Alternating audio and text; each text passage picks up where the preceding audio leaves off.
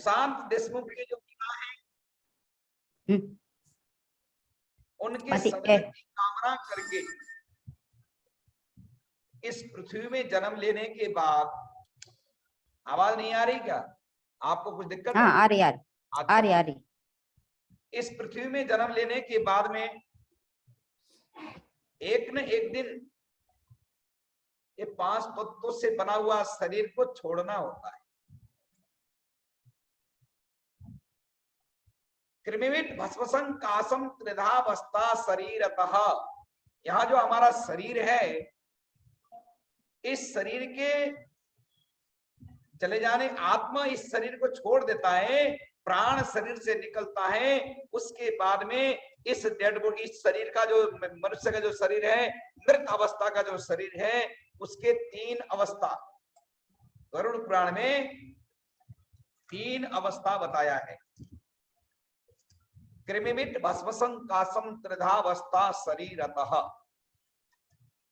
मनुष्य के शरीर मृत अवस्था होने पर 3 अवस्था में बदल जाता है, 3 रूप धारण करता है। मरने के बाद 3 रूप हो सकता है। वो क्या क्या है? सबसे पहले जिस किसी की मृत्यु हो गई, मृत्यु के बाद ले जाकर के मिट्टी में दफनाया गया, जो कोई मिट्टी में दफनाते हैं, जिसकी शरीर मिट्टी में चली गई, उस शरीर से कीड़े बनते हैं, कृमि। सड़ने के बाद में कीड़ा निकलता है और कीड़े भी उसी मिट्टी में मर जाते हैं और मिट्टी ही बनता है। पहला अवस्था शरीर मरने के बाद मिट्टी बन गया। दूसरा अवस्था क्या है? बिट, जो कोई नदी नाले में, समुद्र में ले जाकर के वैसे ही बहा देते हैं। जिस किसी के दाह संस्कार करने वाला कोई पुत्र, पौत्र, मित्र, बंधु, मित्र कोई ना हो, तो उनके शरीर को नदी में ले जाकर के प्रवाहित कर दिया जाता है, बहाया जाता है। तो वहां से जो नदी के अंदर में रहने वाले मगरमच्छ आदि, मछली आदि, घड़ियाल आदि उस शरीर को खा जाते हैं। तो खाने के बाद में वह शरीर दूसरे किसी जानवर के विष्ठा के रूप में ही परिणित हो जाता है। अब तीसरा अवस्था क्या है? भस्म संकासम, जो कोई पुत्र अपने माता पिता के मृत्यु के बाद कंधा देता है, राम नाम सत्य है ऐसा उच्चारण करते करते शमशान की ओर ले जाता है और देहस्थितायाम, उस शरीर को चिता में सुला देता है। पूरे क्रम पुत्र का जो कर्तव्य है, उस कर्तव्य का पुत्र पालन करता है और उस डेड बॉडी को अग्नि के चिता के ऊपर, जहां चिता सजाया हुआ है, वहां ले जाकर के सुला देता है। उसके बाद अग्नि देव से प्रार्थना करता है, पुत्र की लोमभ्य स्वाहा, तोचे स्वाहा, हर पतई स्वाहा, हे मुक्ताय स्वाहा।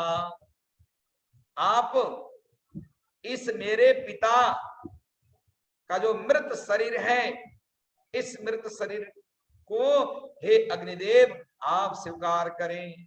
इस प्रकार से पुत्र दाह संस्कार करता है।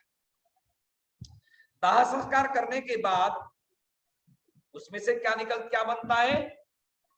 भस्म, भस्म बन गया। मैंने आपको पहले बताया कि मृत शरीर के केवल 3 अवस्थाएं हैं। पहली अवस्था दफना दिया, कीड़े बनने के बाद फिर मिट्टी बन गए, वो अवस्था खत्म हो गया। दूसरा अवस्था किसी का भोजन बन गया, उसके बाद समाप्त हो गया। और तीसरा अवस्था शमशान में ले जाने के बाद में अग्नि के हवाले कर दिया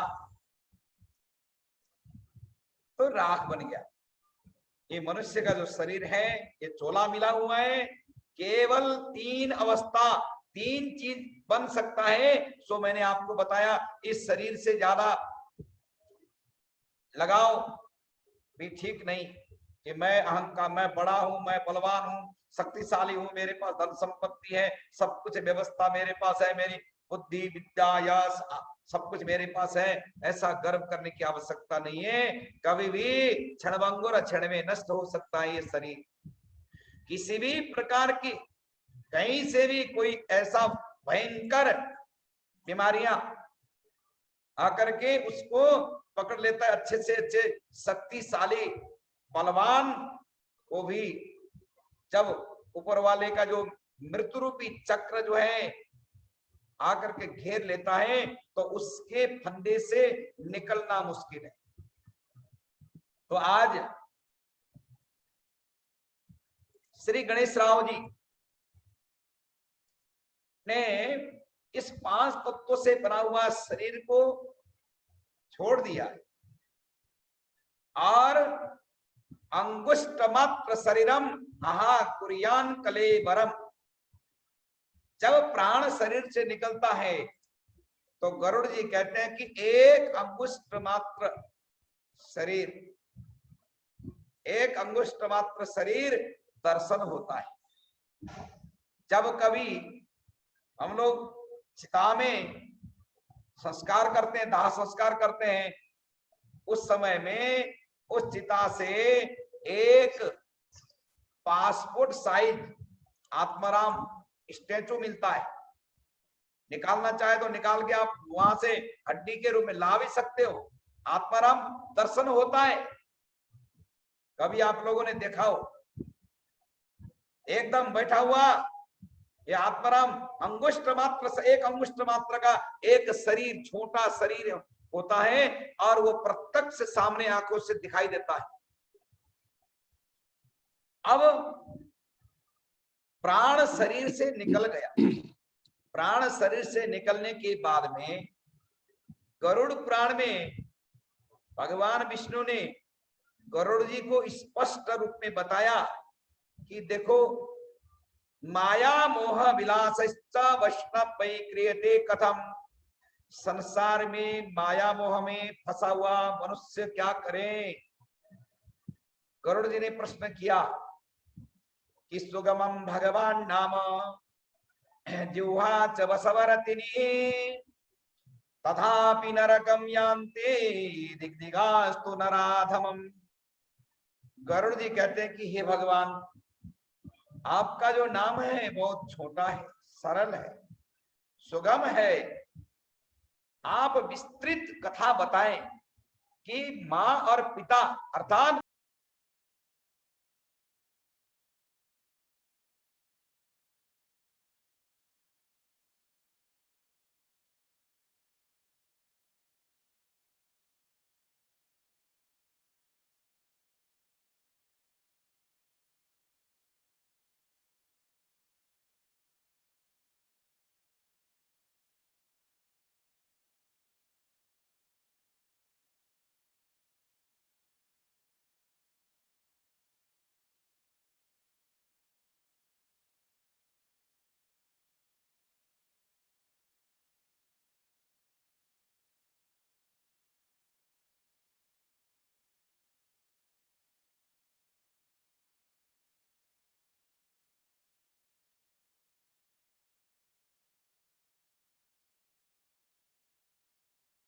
मृत्यु हुआ है। विशेष करके आज श्री गणेश राव देशमुख जी के मृत्यु के पश्चात 5वें दिन से लेकर के दशाभ्यंतरम श्रुत्वा 10 दिन के अंदर में क्या क्या कर्म करें, कौन सी कथा सुने जिस कथा के प्रभाव से उनकी सदगति हो,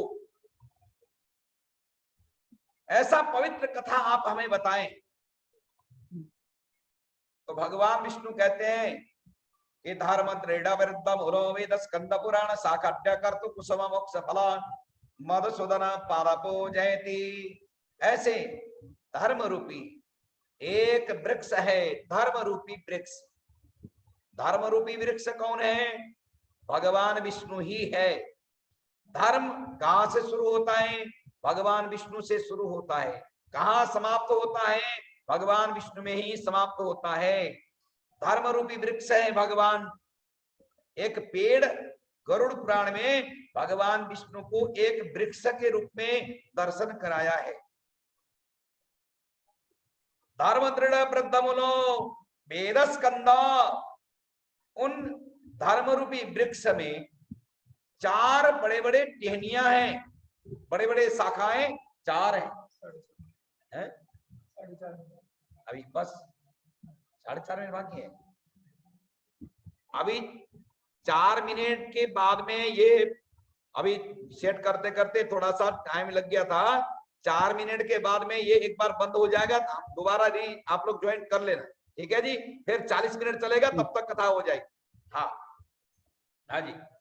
धर्म रूपी जो वृक्ष है, भगवान विष्णु रूपी जो धर्म रूपी वृक्ष है, उनके उस पेड़ के 4 टहनियां, गरुड़ पुराण में 4 टहनियां बताया है। वो उस वृक्ष के 4 टहनी कौन है? 4 टहनी मोटे मोटे शाखाएं, ऋग्वेद, यजुर्वेद, सामवेद, अथर्ववेद।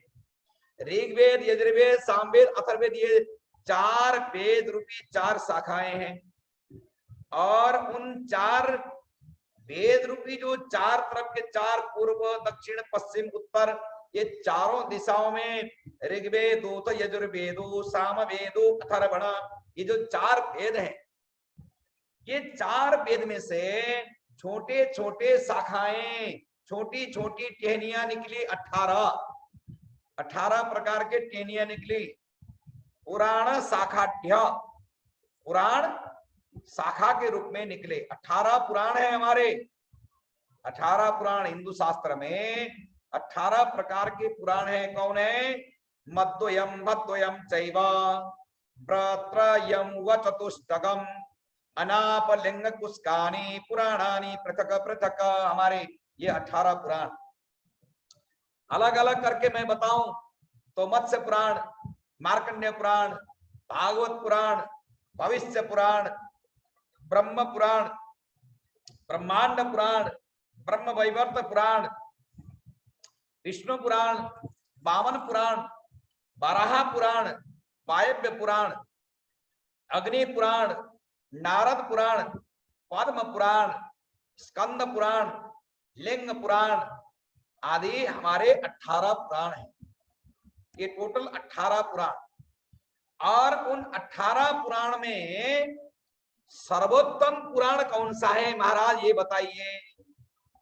तो भगवान विष्णु कहते हैं कि हे गरुड़, प्रेत मोक्ष प्रदायक, प्रेत को, प्रेत आत्मा मतलब प्राण शरीर से निकलने के बाद में भटकता हुआ जो आत्मा है, उसको संस्कृत व्याकरण जो है उसको प्रेत शब्द देता है। प्रेत शब्द जो है खराब शब्द नहीं है, प्रेत रूप दिया है।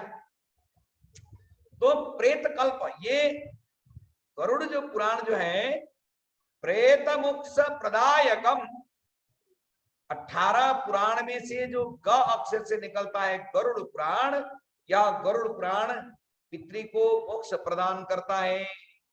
और इसको सुनना कैसे चाहिए, तो मैंने पहले आपको बताया कि पंचहार प्रारभ्य, 5वें दिन से सुनना प्रारंभ करें। दशाहाभ्यंतरम, 10 दिन के अंदर ही सुने, 9 दिन तक इस कथा को सुने। और 9 दिन तक क्यों सुनना चाहिए आपको विस्तृत मैं बताता हूं। 9 दिन तक कथा सुनने का विधान क्यों है? सबसे पहले जब किसी की मृत्यु होती है तो उसमें पिंडदान देने का विधान होता है। पिंडदान देने के आगे पिंडदान के बारे में भी विस्तृत कथा आपको सुनने को मिलेगा।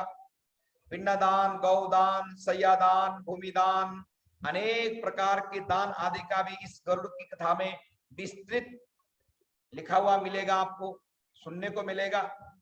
अब यहाँ पहले दिन से लेकर के 10 दिन तक पुत्र प्रतिदिन पिंडदान देता है, ऐसा भी लिखा है।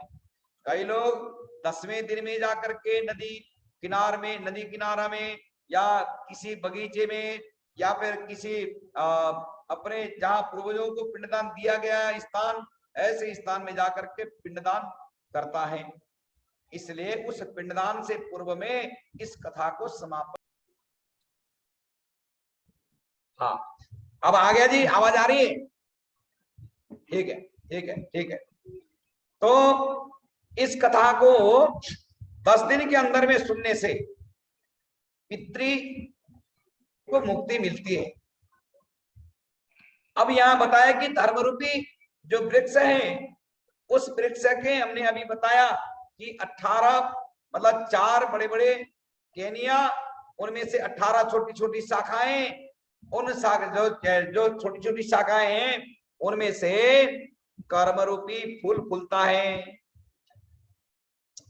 कर्मरूपी फूल फूल रहा है और उस कर्मरूपी फूल से मोक्ष रूपी फल प्रकट होता है। किसी भी फल का वृक्ष पौधा लगाओगे, पेड़ लगाओगे, उस पेड़ से सबसे पहले फूल फूलता है और उस फूलने के बाद में वहां से फल फलता है। तो ये गरुड़ पुराण क्या है कि ब्राह्मण देखो, हाँ हाँ चलो हाँ, कर्म रूपी फूल फूलने के बाद उस कर्म रूपी फूल से मोक्ष रूपी फल प्रदान करने वाला, मोक्ष रूपी फल को देने वाला, मोक्ष फल मधुसूदन पादपो जयती, ऐसे मधुसूदन रूपी जो भगवान विष्णु हैं उनको हम बारंबार नमस्कार करते हैं। यहाँ सौनकादि ऋषिगणों ने सुतजी महाराज से प्रश्न किया। सुतजी महाराज से प्रश्न किया कि अधुनाम श्रोतुम इच्छामि यममार्ग भयप्रद, आप सबसे पहले यममार्ग के बारे में बताइए। यममार्ग कैसा है? कीदृशम ही मया, आप बताएं कि यममार्ग कैसा है, यममार्ग में कौन जाता है। जीवात्मा जब इस शरीर को छोड़ करके परमात्मा के यहाँ जाने के लिए तैयार होता है तो उसको रास्ते में किस किस प्रकार की कठिनाई का सामना करना पड़ता है, सो आप विस्तार से बताइए। अब नैमिषारण्य नाम के तीर्थ में 88,000 सौनक आदि ऋषियों के समूह के बीच में आए हुए सुतजी महाराज को ऊंचे आसन में बिठाया। ननाम दंडवत भूमौ, 88,000 ऋषियों ने उन सुतजी महाराज को भूमि में दंडवत प्रणाम किया। उसके बाद में कहा कि भक्ति मार्ग बहुविधः कथितो भवताम्यम इदानीं श्रोतुम इच्छामि यम मार्ग भयप्रदम। आपने भक्ति मार्ग बहुत बताया है, भागवत के रूप में भक्ति मार्ग बताए, देवी भागवत के रूप में देवी की भक्ति के बारे में बताए, शिव पुराण के रूप में शिव जी के बारे में बताया। अब आप गरुड़ पुराण के बारे में भी विस्तृत कथा को सुनाएं। सुजी महाराज कहते हैं कि आप लोगों ने संसार वासियों के कल्याण के निमित्त बहुत अच्छा प्रश्न किया है, सो आप बड़े प्रेम के साथ में मन को लगाम देकर के अर्थात कंट्रोल करके मन को कथा के तरफ लगा करके मन को भगवान विष्णु के चरण में लगा करके अन्य संसार के विषय वासना आदि से मुक्त होकर के केवल श्री गणेश राव जी देशमुख के मुक्ति प्राप्ति कामना करके, उनके सदगति प्राप्ति कामना करके आप कथा श्रवण करें तो हम कथा सुनाने को तैयार हैं। ऋषिगणों ने यहाँ नमस्कार किया है कि नारायण नमस्कृत्यं नरं चैव नरोत्तमं देवीं सरस्वतीं व्यासं ततो जयमुदीरये। सबसे पहले देवी जी को नमस्कार, और नारायण को नमस्कार, गुरुदेव को नमस्कार, और नर में उत्तम ब्राह्मण देव को नमस्कार। 18 पुराण, 18 उपपुराण, 6 शास्त्र, 4 वेद, उपनिषद, अनेका अनेक ग्रंथों को भी नमस्कार। श्री सुखदेव स्वामी को नमस्कार, श्री गरुड़ जी महाराज को नमस्कार करके आज पितृ मुक्ति के लिए इस कथा को सुनने के लिए हम तैयार हैं।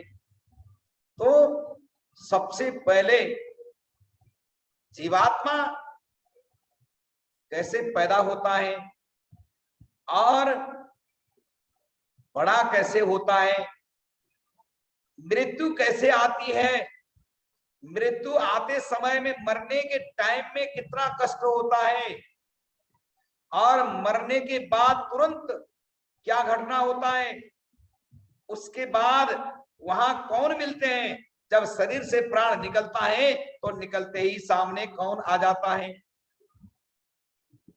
पहले अध्याय में विस्तृत ज्ञान गरुड़ की कथा में यह है कि म्रियमाण, मरते समय में जीवात्मा को कितना कष्ट होता है और क्या क्या घटना घटता है, इसके बारे में सूत जी महाराज सौनकादि ऋषियों को कथा सुना रहे हैं। वही कथा आज श्री प्रशांत देशमुख के पिता गणेश राव देशमुख के गति प्रदान करने के लिए आप लोग सुन रहे हैं। तो सबसे पहले यहां कहा गया कि जीवात्मा, गरुड़ पुराण में टोटल 16 अध्याय हैं। 16 अध्याय में से जो 4-5 अध्याय तक की जो कथा है ये पापियों के लिए ही है। पापियों को टारगेट करके इस कथा को सुनाने के बाद कोई पाप कर्म न करे, कोई पाप कर्म न करे, इसलिए पापियों को टारगेट करके ये कथा बनाया गया है। सबसे पहले तो गरुड़ जी महाराज प्रश्न करते हैं कि भगवान, आपके नाम को लेने वाला अच्युतम केशवम राम नारायणम कृष्ण दामोदरम वासुदेवम हरे, ये छोटे छोटे भगवान के नाम को उच्चारण करने वाला को नरक में जाना पड़ता है या नहीं पड़ता है, उस यम मार्ग में जाना होता है या फिर कोई और मार्ग है, इसके बारे में विस्तृत बताइए। भगवान जी कहते हैं कि हे गरुड़, जो सूत जी महाराज बड़े ज्ञानी हैं, उन सूत जी महाराज ने सौनकादि ऋषियों को कथा सुनाया है। आज आपकी माता जी, गरुड़ जी की मां का नाम था विनीता, गरुड़ की मां का नाम विनीता, और विनीता के अपनी माता के मृत्यु के बाद में बड़े दुखी थे गरुड़ जी महाराज। उस समय में भगवान विष्णु के मुखारविंद से इस कथा को सुना तो भगवान कहते हैं कि हे गरुड़, सावधान होकर के सुनो, मेरे भक्त होते हुए भी इस गरुड़ की कथा को सुनने के बाद आप जैसे हवा के लग जाने पर, हवा आने पर पीपल के पत्ते हिल जाते हैं, उसी प्रकार डर के मारे तुम कांप जाओगे। इतना डर पैदा करने वाला ये गरुड़ की कथा है। क्या इस कथा को सुनने के लिए अपने मन को मजबूत करके कथा सुनने के लिए तैयार हो? गरुड़ जी कहते हैं कि आप सुनाइए। ये प्रभु, मम माया विमोहित, ये मेरी माया से विमोहित नहीं है, ये तो आपकी माया से, भगवान विष्णु की माया से मोहित संसार है, आप ही का माया है प्रभु, आप बताएं, विस्तृत बताएं। तो गरुड़ जी को कथा सुनाते हैं कि जीवात्मा जब अपनी मां दैवी संयोग से भाग्यवश मां के गर्भ में स्थापित होता है और मां के गर्भ में बालक पलता है, बढ़ता है, संसार में जन्म लेता है, जन्म लेने के बाद में जो पापात्मा है अनेक प्रकार के दुखों में, कष्टों में घिरा रहता है। कास श्वास समाकीर्ण कंठई घूर घुरायते, खांसियां, श्वास फूलना, गला बंद हो जाना, ये सब मृत्यु होने वाला जो जीवात्मा है उसका लक्षण है। गरुड़ पुराण में साफ साफ लिखा है।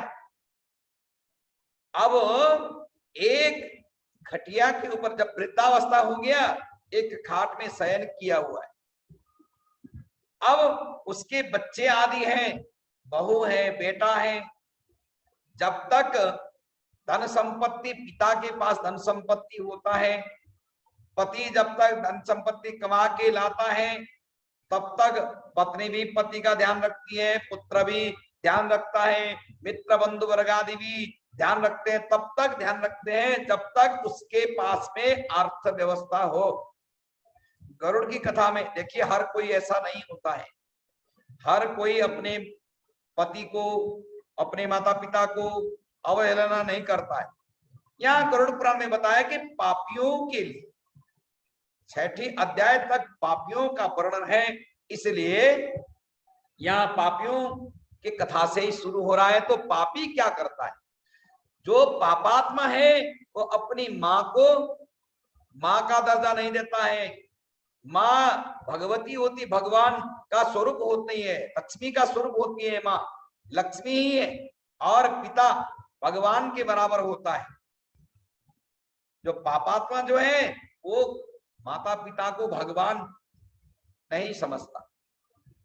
अब वृद्धावस्था में आ गया, एक खटिया में सोया हुआ है, खटिया में सोया हुआ है, मरने के लिए तैयार है, उसको देखने के लिए कोई नहीं आता। पहली अध्याय में ही गरुड़ जी को भगवान विष्णु कहते हैं कि शयना परिशोचनवी पुत्र पौत्र स्वबांधवः, वह मरने के लिए तैयार जो पापात्मा है सो अपने पुत्र के, अपनी पत्नी के, अपने मित्रों का ही हित सोचता है। प्राण शरीर से निकलने के लिए तैयार है, शिथिल हो गया शरीर, अब निश्चित नहीं है कि 1 दिन 2 दिन 5 दिन कितना दिन जीवित रह सकता है इस पृथ्वी पर, परंतु उसका माया मोह जो है वो कम नहीं हुआ। माया मोह विलास कथम, माया मोह आदि में, इस जंजाल में फंसा हुआ है। उसी समय में अचानक प्राण शरीर से निकलने के लिए तैयार होता है। जैसे प्राण शरीर से निकलने लगता है उस समय में गरुड़ पुराण में तो स्पष्ट शब्द में लिखा है कि या पीड़ा सानुभूयते। एक बिच्छू नाम का एक कीड़ा होता है, बिच्छू, एक बिच्छू के काटने से कितना कष्ट होता है,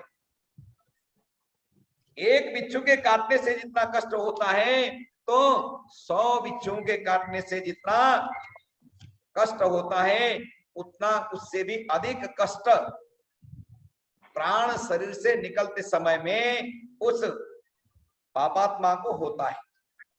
जैसे प्राण शरीर से निकला, यहाँ प्राण शरीर से निकलने के भी हमारे शरीर में 9 बड़े बड़े छिद्र हैं, 3 करोड़ 50 लाख छोटे छोटे छिद्र हैं। बड़े बड़े 9 छिद्र हैं, आंख, नाक, मुख, कान, 2 आंख 2 नाक के छिद्र, और 2 कान के छिद्र, मुख हो गए, अधोद्वार 2, ये टोटल करके 96 9 छिद्र है। उन 9 छिद्र में से कहीं से भी ये प्राण निकल जाता है। तो जैसे प्राण निकला, प्राण शरीर से निकलने के बाद में जड़ से कटा हुआ जैसे पेड़ है, वो पेड़ जगह नहीं देखता है कि मुझे कहां गिरना चाहिए। जड़ से कटने के बाद निराधार होकर के, चाहे पहाड़ में गिरे, चाहे पर्वत में गिरे, चाहे जमीन में गिरे, चाहे पानी में गिरे, चाहे कंदरा में गिरे, चाहे खाई में, कहीं भी गिरे, उस पेड़ को कटने के बाद गिरना ही गिरना है। जिस प्रकार जड़ से रहित होने पर पेड़ गिर जाता है, उसी प्रकार शरीर से आत्मा निकलता है, निकलते ही शरीर निश्चित हो गया, अचल होकर, मतलब निष्प्राण होकर के गिर जाता है। जब प्राण निकलने लगता है तो एक ही भूतम जगत सर्वम, संसार को एक रूप देखता है। तब पता चलता है कि मैंने जीवन में क्या क्या कर्म किया। मांसाहार किए, दूसरे को ताड़ना दिया, दूसरे को सताया, चोरी किया, डकैती की, मर्डर किए, अनेक प्रकार के कुकर्म किया। पापी का वर्णन है तो पापी क्या क्या कर्म कर सकता है, ये विस्तृत यहां बताया है। दुख का वर्णन, जब प्राण शरीर से निकला तो हवा के रूप में 1 अंगुष्ठ मात्र शरीर निकलता है, और 1 अंगुष्ठ मात्र का जो शरीर निकला, निकलते ही वहां यमराज के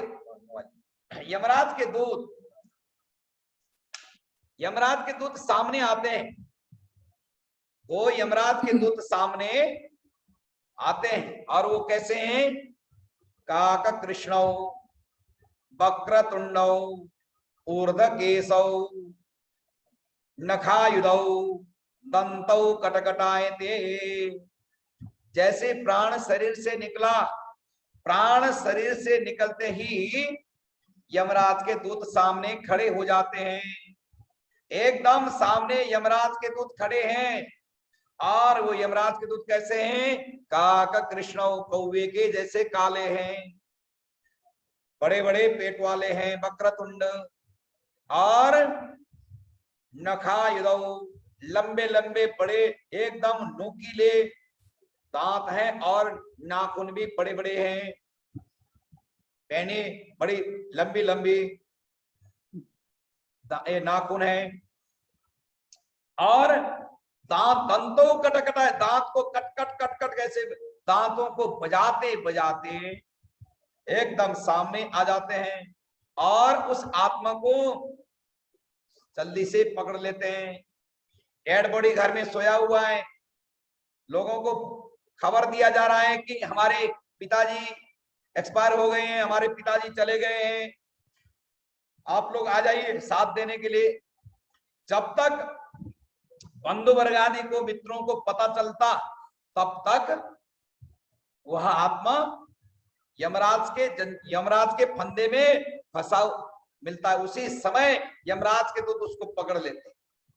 पकड़ने के बाद में 2 मुहूर्त त्रयंबापी, 2 मुहूर्त से लेकर के 3 मुहूर्त के अंदर में, 2 मुहूर्त से 2.5 मुहूर्त के बीच में यमराज के दूत उस आत्मा को बहुत मन से भी जल्दी तेज चलने वाला जो यान है उसमें सवार करके धर्मराज तक पहुंचाते हैं, यमलोक तक, यमराज तक पहुंचाते हैं। और यमलोक पहुंचने के बाद में यमराज कहते हैं कि ले जाओ, वापिस ले जाओ। हो सकता है कोई उसका, इस आत्मा जिसका शरीर मरा है, इसके परिजन, पुत्र, मित्र, कलत्र, ये इनके लिए कोई उद्धार कर्म करे, पिंडदान करे, गरुड़ की कथा करे, पितृ गायत्री करे, गौग्रास निकाले, पेड़ में जल दे, गौओं को भोजन कराएं, 12 दिन 13 दिन होने पर ब्राह्मणों को भोजन कराएं, सैयादान, गौदान, भूमिदान, सुवर्णदान आदि करके पुण्य एकत्र करने, इसलिए इंतजार कराओ, ले जाओ, वापिस ले जाओ।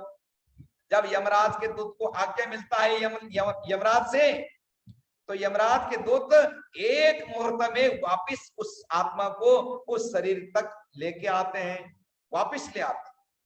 वापिस जैसे आ गया, मृत शरीर पड़ा हुआ है, अभी शमशान तक लेके भी नहीं गए, बंधु वर्ग आदि एकत्र हो ही रहे, घर में पत्नी भी रो रही है, पुत्र भी रो रहा है, बेटियां भी रो रही हैं, क्योंकि पिता की मृत्यु के समय जितना कष्ट, जितना दुख उस पुत्र और पुत्री के मन में होता है, उतना दुख किसी के लाइफ में आता नहीं।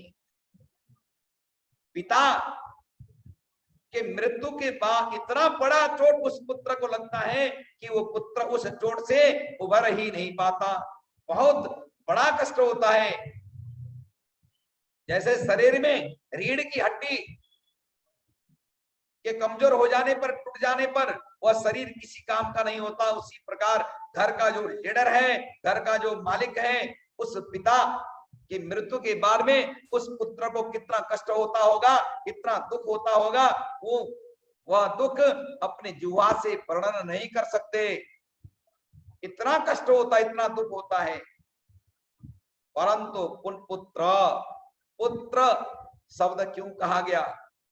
पू का अर्थ होता है पिता को नरक से उद्धार करना, और त्र का अर्थ होता है उस नरक से तारना। पू का अर्थ होता है नरक, त्र का अर्थ होता है तारना। पिता और माता को नरक से तारने का नाम पुत्र है। अब पुत्र मित्र एकत्र हो गए, उस डेड बॉडी को पुष्प आदि से सजाया गया, उस मृत स्थान में एक पिंडदान दिया, द्वार में निकाले, द्वार में एक पिंडदान दिया, आधे रास्ते में ले जाकर के एक पिंडदान दिए, उसके बाद में चिता में लगे, वहां ले जाके चिता में एक पिंडदान दिया, सबके हाथ में 2 पिंडदान दिए, तो 6 पिंडदान देने के बाद में वह शरीर जलने के योग्य हो गया।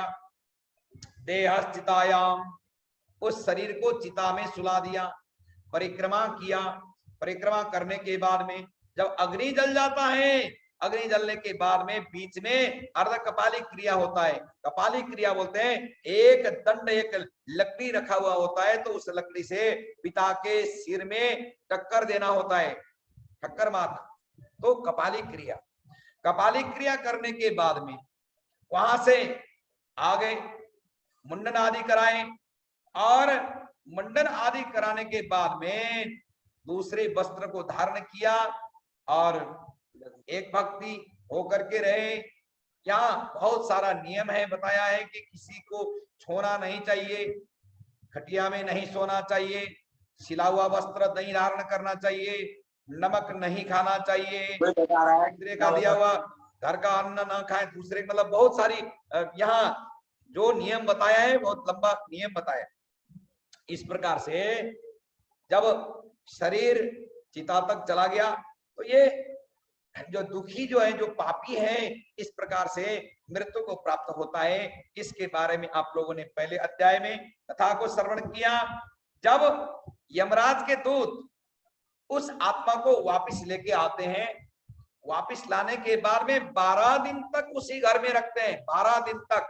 देखो क्या कह रहा है कि 12 दिन तक आत्मा वहीं वापस आती है, जब मृत्यु होकर के लेके जाते हैं उसके बाद। हाँ, 12 दिन तक इस जो आत्मा जो है उसी घर में निवास करता है। पुत्र जल देता है तो उस जल को पान कर लेते हैं, धूपबत्ती, जोत, पुष्पमाला, उनको जब पूजा करते हैं तो वो स्वीकार करते हैं। उसके बाद में जब 12 दिन हो गया या 13 दिन हो गया, 13वें दिन के तक का सारा क्रम, जो जो पुत्र क्रम करता है, उस पुत्र क्रम को लेने के बाद में आगे बढ़ता है। 21 प्रकार के नरक हैं, उन 21 प्रकार के रौरव आदि जो नरक हैं, उन नरक को पार करके आगे बढ़ने के लिए तैयार हो जाता है। तो यमराज के दूत कहते हैं कि शीघ्रम प्रचल दुष्टात्मन, हे दुष्टात्मा तू जल्दी चल, जल्दी चल। नयंती यम, वो कहते हैं कि यमलोक की ओर ले जाओ, नयंती यम किंकर, यमराज के दूत उसको भुतगर आदि से मारते हैं। बिंदीपाल, कोमर, फरसा आदि अनेक उन यमराज के दूत के हाथ में जो ताड़ने योग्य जो छड़ी आदि हैं, उन सबसे मारते मारते उस आत्मा को ले जाते हैं। कैसे ले जाते हैं? छाती में छेद करते हैं, जैसे ड्रिलिंग मशीन से लकड़ी को ड्रिल किया जाता है, उसी प्रकार छेद करके रस्सी बांध करके दोनों यमराज के दूत जो उड़ने में सक्षम हैं, वो तो हवा से चलते हैं, उस आत्मा को चलाते हैं पैदल पैदल चला चला के 1 साल तक का मार्ग रास्ता के लिए आगे बढ़ता है। तो अब यममार्ग का वर्णन दूसरे अध्याय में यममार्ग का वर्णन है कि यममार्ग कितना कठिन है, कितना कठोर, क्या क्या हो सकता है। तो यहां बताया गरुड़ पुराण में कि यममार्ग भयप्रद, यममार्ग बहुत कठिनाई को देने वाला है, क्योंकि जब हम यममार्ग में चलते हैं, आगे बढ़ते बढ़ते वहां एक बैतरणी नाम की नदी मिलती है, बैतरणी नाम की नदी मिलती है। उस बैतरणी नाम की नदी को पार करके जाना होता है। बैतरणी नाम की नदी का जो जल है सो उमला हुआ तेल के बराबर है। ऐसे बैतरणी नाम की नदी को पार करके हमें यमलोक की ओर जाना होता है।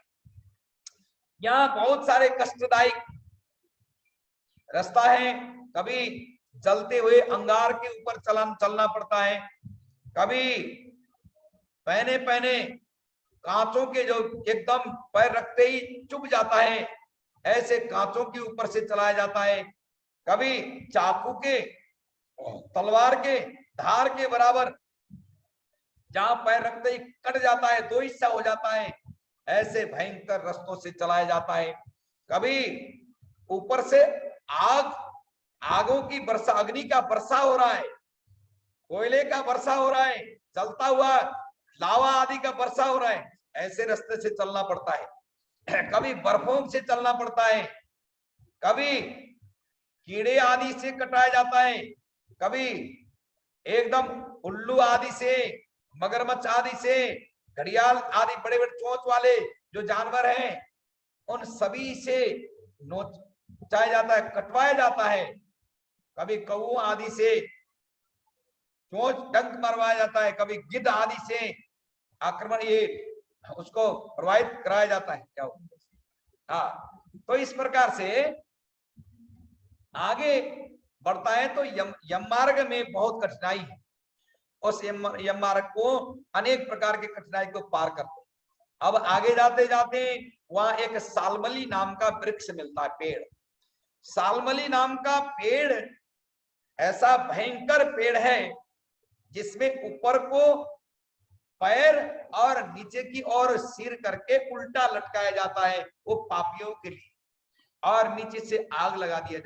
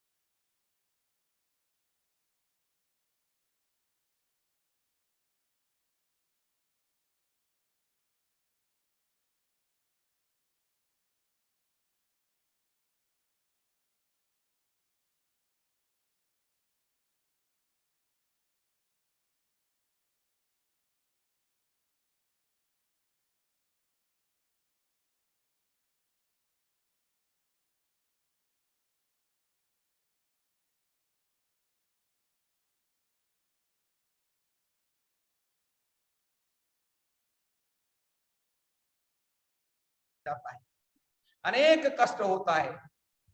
अब वहां से भी पार कर गया, थोड़ा आगे बढ़ गया, वहां एक असीपत्र नाम का वृक्ष है। असीपत्र नाम के वृक्ष के जो पत्ते हैं, ये पत्ते कैसे हैं कि तलवार के बराबर, जरा सा टच हो गया तो उसका शरीर कट जाता है, टुकड़े टुकड़े हो जाते हैं। उस जंगल के पेड़ के पत्तों से शरीर कट जाता है। तो ऐसे कष्ट को भी पार करके आगे बढ़ता है। तो इस प्रकार से यम मार्ग में बहुत कठिनाइयां हैं।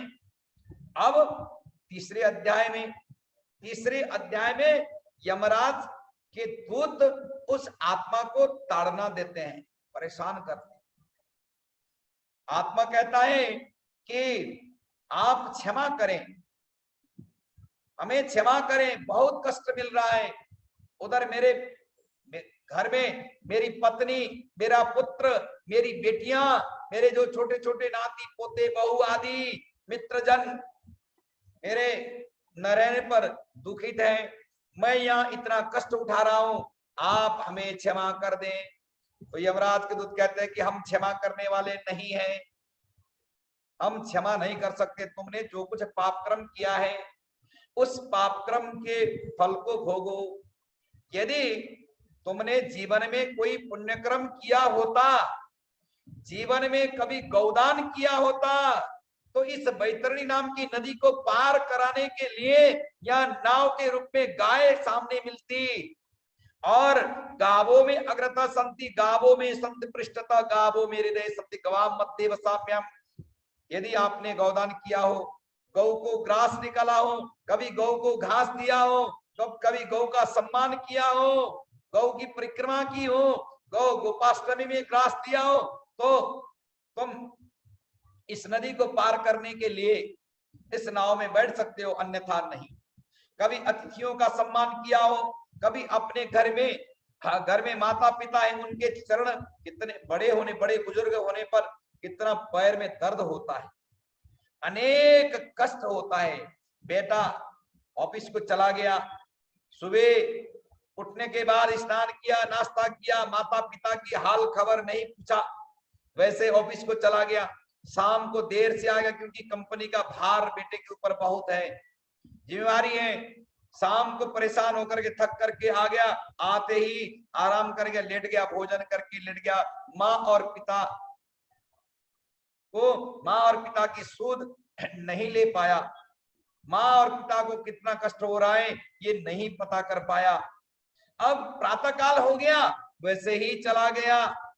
माँ के शरीर में दर्द है, माँ के पैर में दर्द है, उस दर्द को ना तो बेटा समझ पाया, ना बेटे ने अपनी बहू को बताया, कि अपनी पत्नी को बताया, देखो माँ और पिता ही भगवान है, हमें संसार में और कुछ ढूंढने की आवश्यकता नहीं। माँ और पिता के सेवा में यदि हम लग जाते हैं तो हमारे सारे देवी देवता, सभी तीर्थ स्थल, सब स्नान आदि हो जाता है।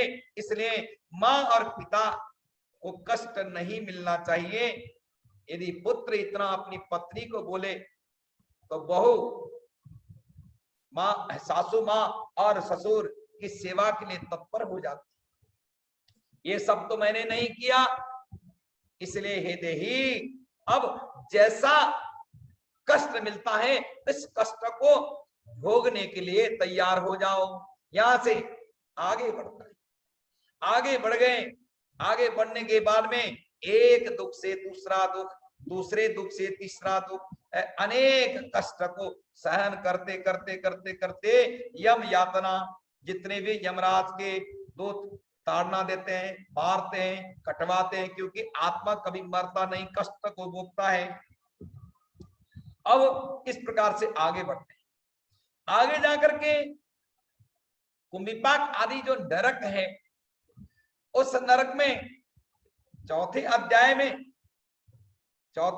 में तीसरे अध्याय में आप लोगों ने यम यातना, यमराज के दूतों के द्वारा उनको ताड़ना दिया गया। ताड़ना देने पर, मारने पर, लेकिन कथा नहीं, हाँ, ताड़ना देने पर जो कष्ट होता है सो कष्ट सहन करता है। सहन करते करते परेशान हो जाता है, एकदम ग्लानि होकर के बैठ जाता है। हे देही, तूने जानबूझ करके ऐसा पाप क्यों किया? क्योंकि सामने दिखाई देता है गर्भ पतन किया, तो आज छुप करके गर्भ पतन किया है। बच्चों को अपने मशीन, पेट के अंदर बच्चा है, हमको ज्यादा बच्चा नहीं चाहिए, मशीन लगा करके अवसान करा दिया, डॉक्टर को पैसा दे करके सब हत्याएं की। वो सामने आएगा, देखो तुमने इस समय में ये कर्म किया है, तो अब भोगने के लिए तैयार हो जाओ।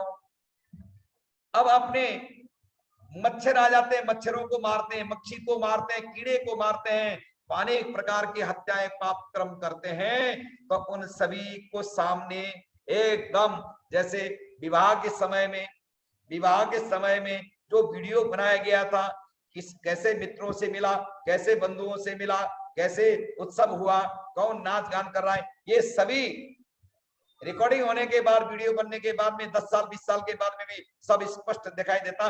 उसी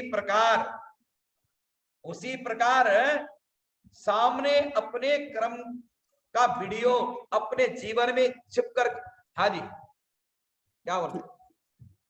आ रही आवाज आ रही है? ठीक है, कोई दिक्कत तो नहीं? आ रही। हाँ आप पढ़िए बोलिए आप।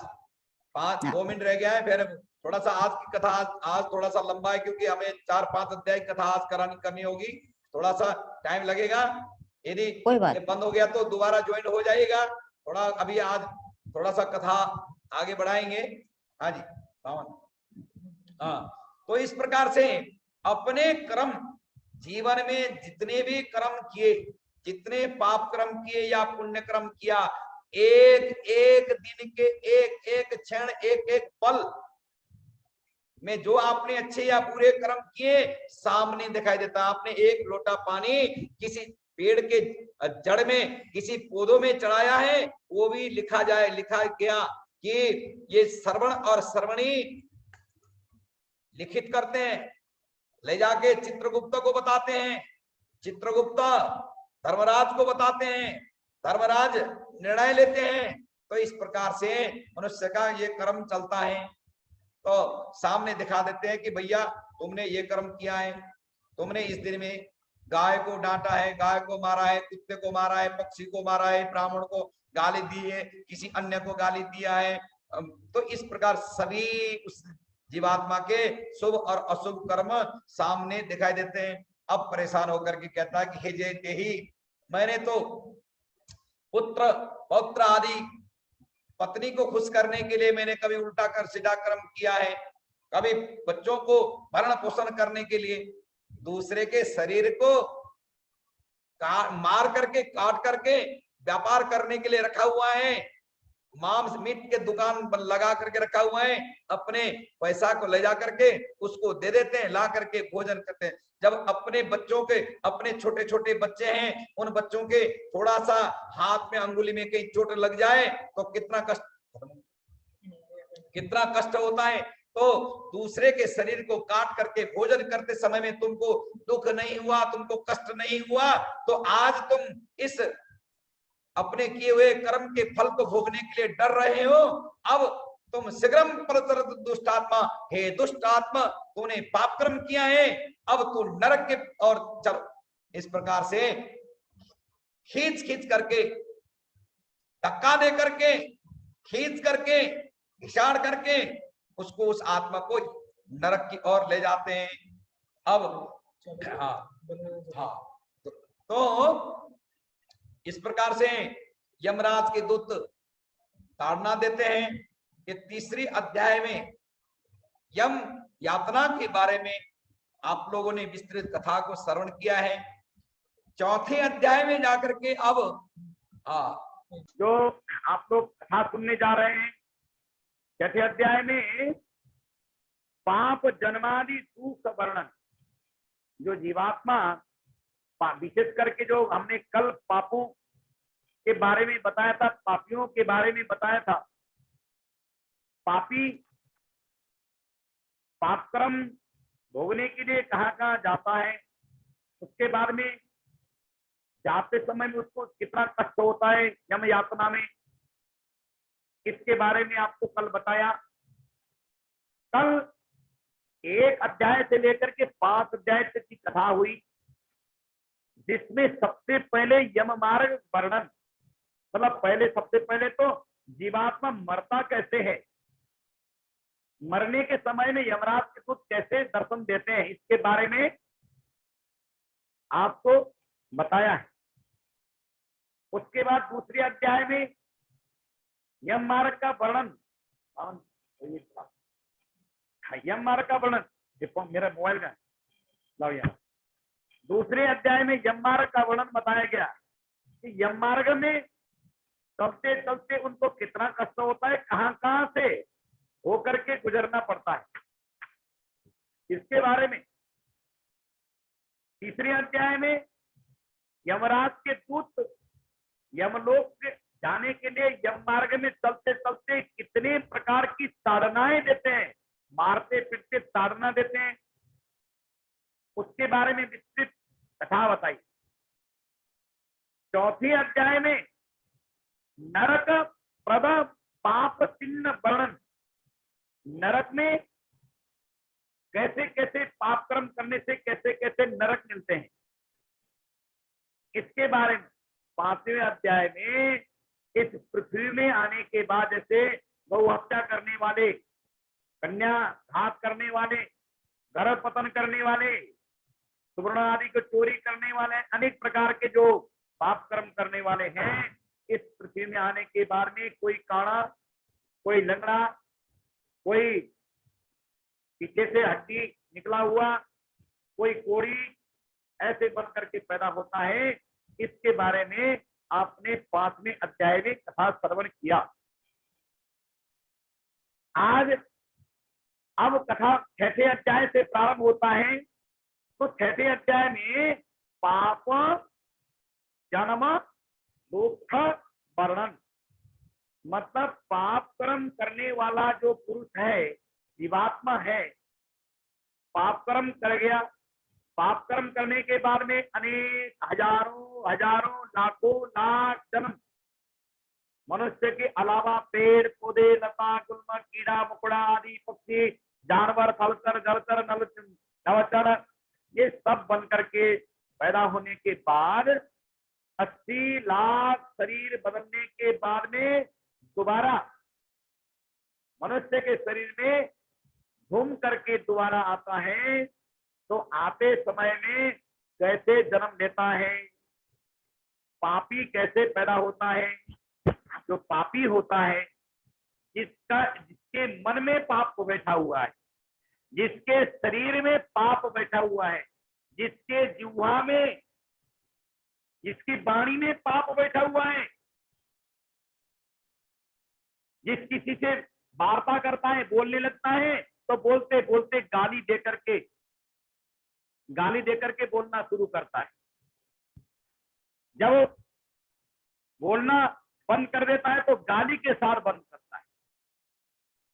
माता पिता से बात करते समय में गालियां, बेटी बहन आदि से बात करते समय में गालियां, नाना नानी, मामा मामी, मौसा मौसी आदि, बुआ जी, फुफड़ जी, इन सभी से बात करते समय में भी गाली के द्वारा ही, जिस पापी का आदत पड़ गया कि गाली के द्वारा ही, पाप कर्म करने के द्वारा ही प्रारंभ करता है और समापन भी उसी में करता है। तो ऐसे पापात्मा इस पृथ्वी पर जन्म कैसे लेता है? पापी, जो पापी होता है उसके जन्म के बारे में गरुड़ जी पूछते हैं कि क्या क्या हो सकता है और किस किस प्रकार के कष्ट तो पापा है, इसके बारे में बताइए। तो भगवान विष्णु कहते हैं कि हे गरुड़, जिस कथा को सौनक आदि 88,000 ऋषियों ने, सौनक आदि 88,000 ऋषियों ने जिस कथा को नैमिषारण्य नाम के तीर्थ में, नैमिषारण्य नाम का पवित्र तीर्थ है उत्तर प्रदेश में, उस नैमिषारण्य नाम के तीर्थ में बैठ करके श्री सुत जी महाराज के मुखारबिंद से जो कथा सुना। और जो भगवान विष्णु ने गरुड़ जी को जो कथा सुनाया, वही कथा आज आप सुनने जा रहे हैं।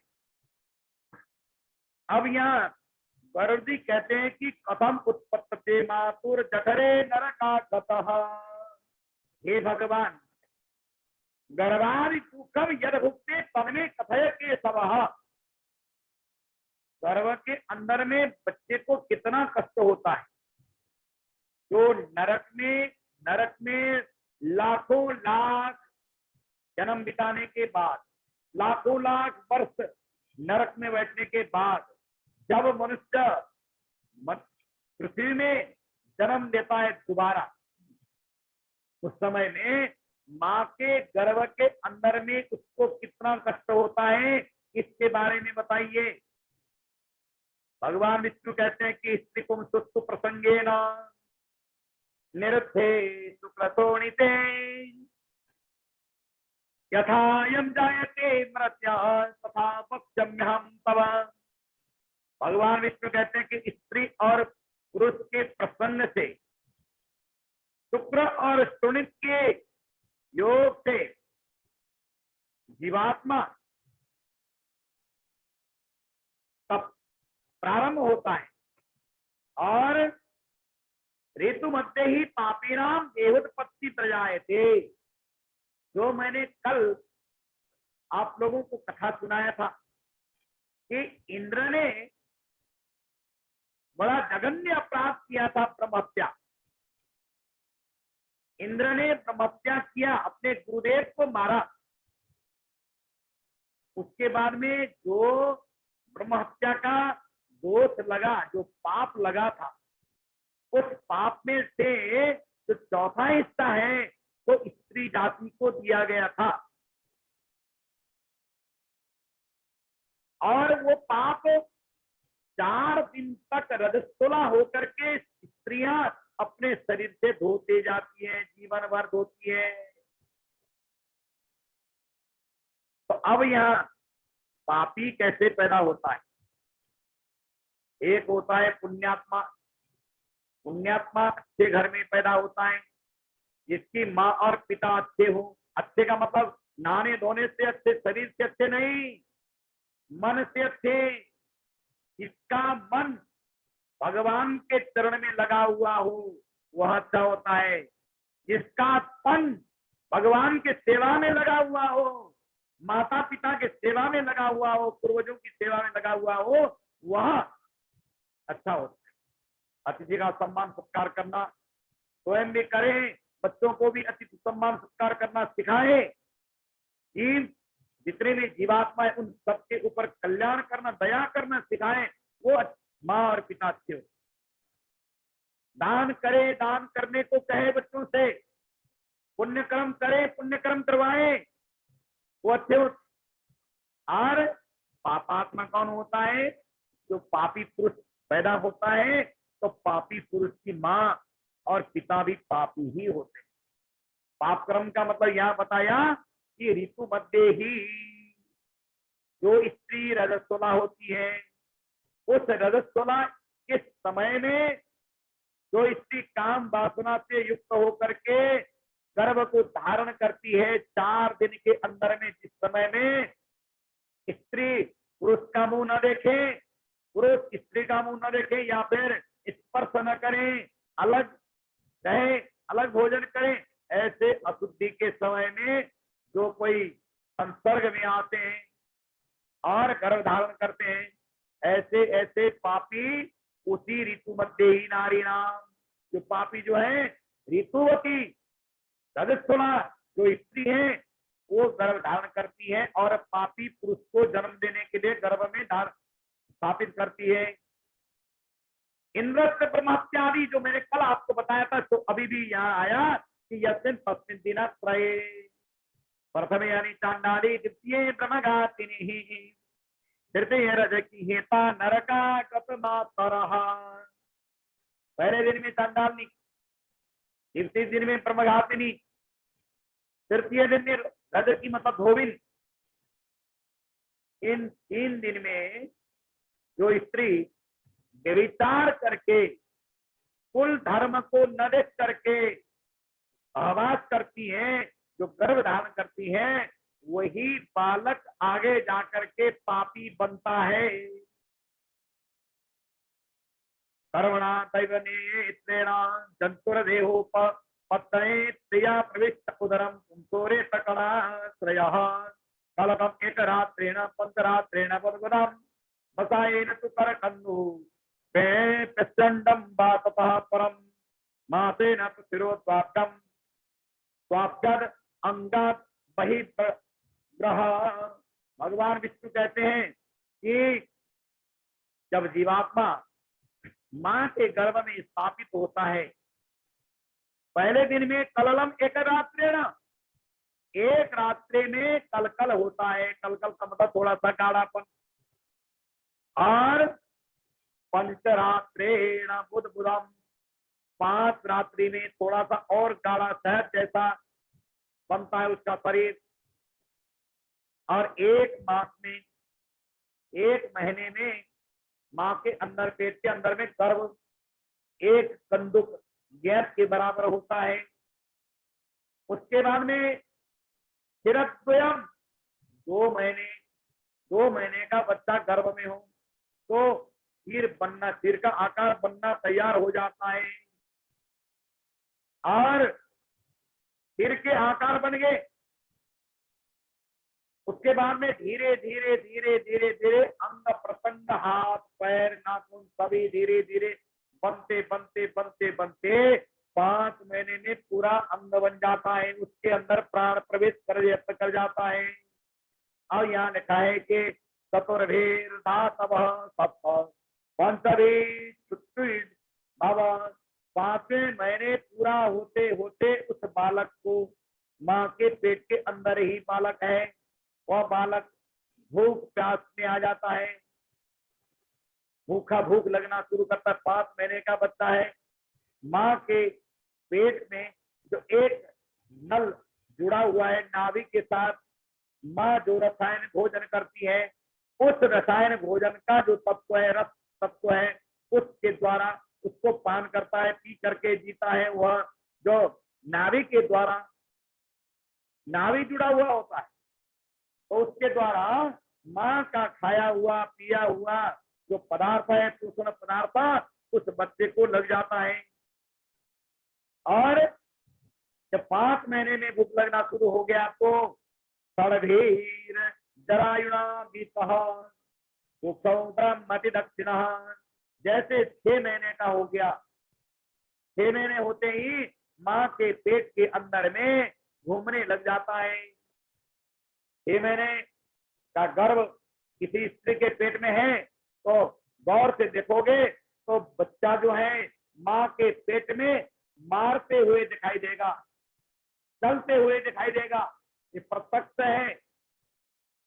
अब उस बच्चे को गर्भ भी होता है, माँ गर्म पानी पी लेती है, गर्म दूध पी लेती है, गर्म भोजन कर लेती है, तो उस बच्चे के शरीर में जलन होने लगता है। माँ कड़ुआ भोजन करती है, मिर्ची वाला भोजन करती है, खट्टा भोजन करती है, तो उसका जो भोज्य पदार्थ जो है उस बच्चे पेट में जाकर के उस बच्चे को बहुत डालना, बहुत तड़पाता है, बहुत कष्ट देता है। इस प्रकार से माँ के किए भोजन से बच्चा बहुत परेशान हो जाता है। उसके तो बहुत दुखित होने के बाद में 6 महीने का जो बच्चा है, आपको कथा सुनाई दे रहा है? जो बच्चा है तो चिंतन करने लगता है, इस माँ के पेट के अंदर बहुत कष्ट है, मुझे असह्य कष्ट हो रहा है, तो मैं भगवान विष्णु का चिंतन करता हूँ। वो 6 महीने का जरायु जो बालक है, भगवान को स्तुति करने लग जाता है, भगवान को पुकारता है। क्या बोलता है? श्रीपतिम जगताधार अशुभाक्षय कारणम ब्रजामि शरणम विश्वम शरणागत वत्सलम। हे स्त्री के पति, हे लक्ष्मी के पति, हे जगत के आधार, आपको प्रणाम है। आपने मुझे एक बार नहीं, 2 बार नहीं, यहाँ लिखा है कि 100 जन्म के कर्म को याद करता है बालक। 6 महीने का जो माँ के गर्भ के अंदर बालक है वो 100 जन्म की बात को याद रखता है और कहता है कि इस जन्म में मैं पिता बना, इस जन्म में मैं दादा बना, इस जन्म में प्रदादा बना, फिर मैंने मनुष्य के रूप को धारण किया, अनेक प्रकार के रूप को मैंने धारण किया। कितने बार पुत्र बना, कितने बार मैं पिता बना, कितने बार मैं दादा बना, अनेक बार। 100 जन्म, 1 जन्म, 2 जन्म, 4 जन्म, 10 जन्म नहीं, 100 जन्म की बात उसको याद आता है कि आज भी, इस जन्म में भी मुझे मरना पड़ा, आगे जाकर के अगले जन्म में भी मुझे मरना पड़ा। इस प्रकार से 100 जन्म की बातों को याद करते करते कितने बार अपने सामने बच्चे चले गए, कितने बार अपने हाथों में लेते लेते माता पिताओं ने प्राण को त्याग दिया, कितने बार मैं जन्म लेते समय में ही मर गया, कितने बार माँ के गर्भ के अंदर में मेरी मृत्यु हो गई और चाकुओं से डॉक्टरों ने टुकड़े टुकड़े कर करके अवसान करके उस बच्चे को निकाला है। तो इस प्रकार से मैंने 100 जन्म बिताए, 100 जन्म मैंने बिताए प्रभु। कभी भी मैंने इस संसार दावानल से, संसार सागर से पार होने का प्रयास मैंने नहीं किया। इसलिए हे प्रभु, अब आप कृपा कीजिए, आप ऐसा कृपा बनाइए मेरे ऊपर में, मुझे इस मां के गर्भ से बाहर निकालिए। जैसे आप बाहर निकालेंगे तो मैं अब की बार, वो बालक जो है 6 महीने का, 7 महीने का बालक है, मां के पेट के अंदर में प्रार्थना कर रहा है कि जैसे आप मुझे बाहर निकालेंगे मैं पाप के चक्कर में नहीं पड़ूंगा, मैं मांस आहार नहीं करूंगा, मैं पक्षियों का हत्या नहीं करूंगा, मैं जल में रहने वाले कीड़े मछली आदि को नहीं मारूंगा, मैं अवाच्य नहीं बोलूंगा, मैं तुलसी पीपल वृक्ष आदि का खंडन क्षय नहीं करूंगा, मैं गौ हत्या, ब्रह्म हत्या, स्त्री हत्या, गर्भपात आदि नहीं करूंगा। प्रभु मुझे सकुशल जन्म दे दीजिए। इस प्रकार से बार बार प्रार्थना करता है बच्चा। जब बहुत प्रार्थना किया तो भगवान खुश हो जाते हैं, क्योंकि बालक है, कुछ पाप कर्म उसने किया नहीं है मां के गर्भ के अंदर में। पाप कर्म तो इस पृथ्वी में आने के बाद होता है, यहाँ आने के बाद पाप कर्म किया जाता है। पाप कर्म मां के गर्भ के अंदर में नहीं होता। और जिस मां ने, पावन क्या हो रहा है, ठीक है? हाँ 10 मिनट, हाँ 10 मिनट के बाद में रीस्टार्ट करना होगा आपको। 10 मिनट का टाइम है, 10 मिनट के बाद में दोबारा ज्वाइंट हो जाना है, ठीक है जी।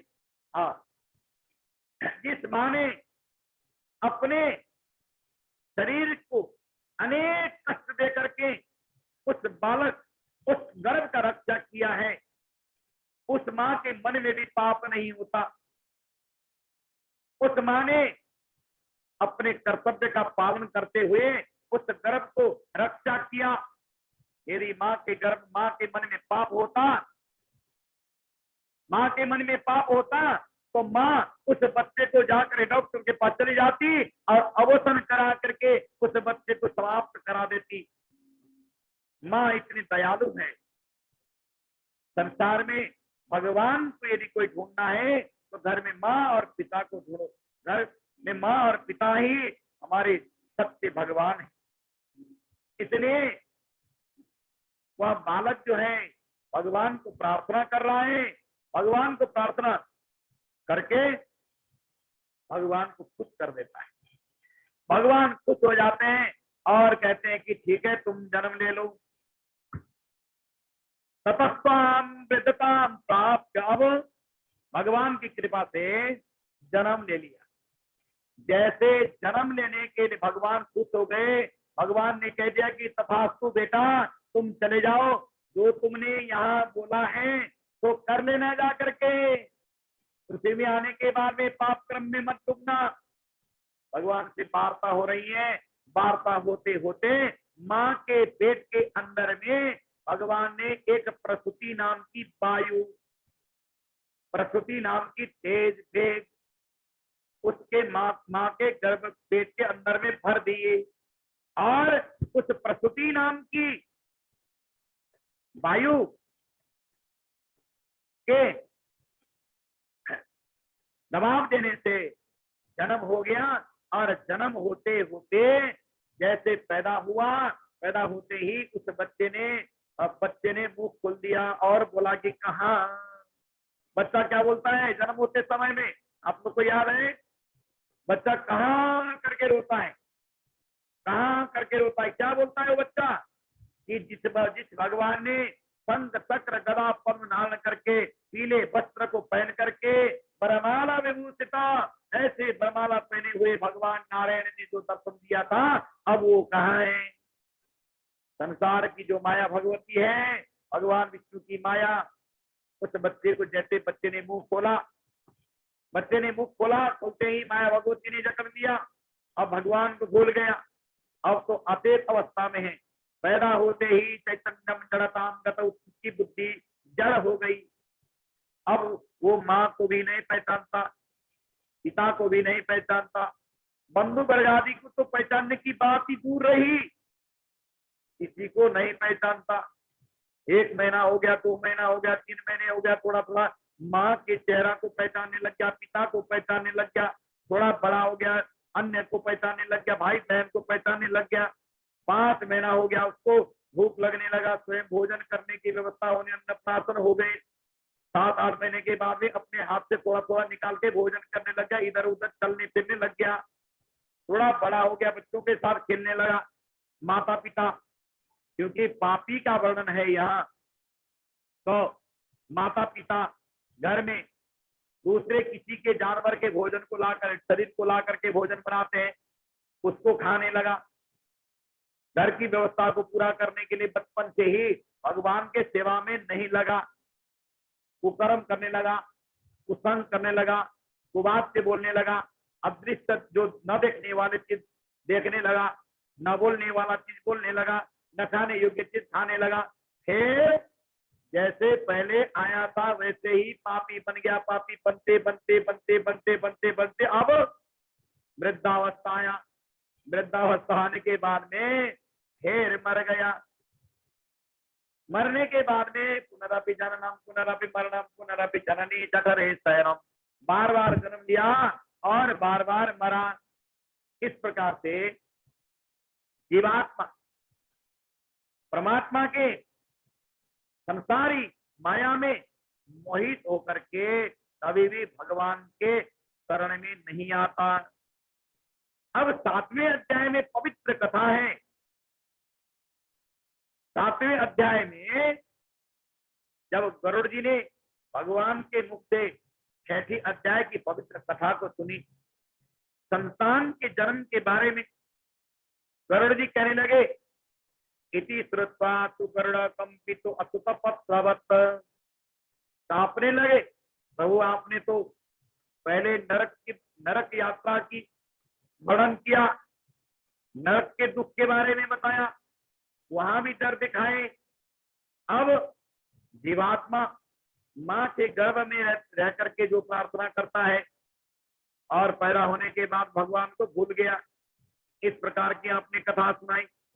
गरुड़ जी आगे प्रश्न करते हैं कि कृत्वा पापानि मनुजा प्रमादा बुद्धितो पिवा नयान्ति यातनाम याम्याम येनोपायेन तथ्यता। 7वें अध्याय में जाकर के गरुड़ जी ने प्रश्न किया कि जीवात्मा अनजाने में पाप कर्म करता है, तो उस पाप कर्म से बचने का उपाय क्या है? भगवान कहते हैं साधु प्रश्न मानुषाणहिता यवै, हे गरुड़ सावधान होकर के सुनो। मैंने अभी तक 1 अध्याय से लेकर के 6 अध्याय तक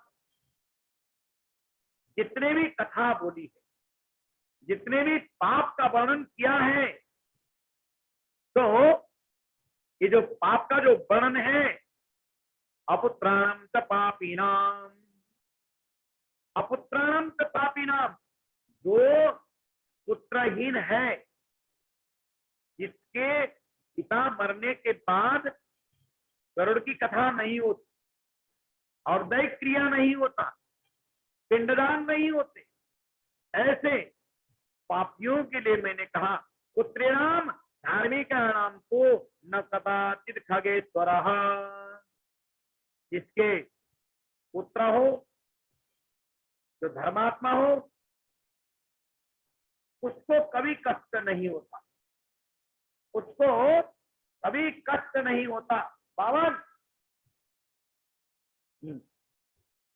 तो पुत्र जन्म निरोधता, इसलिए जिस किसी के, देखना है कितना है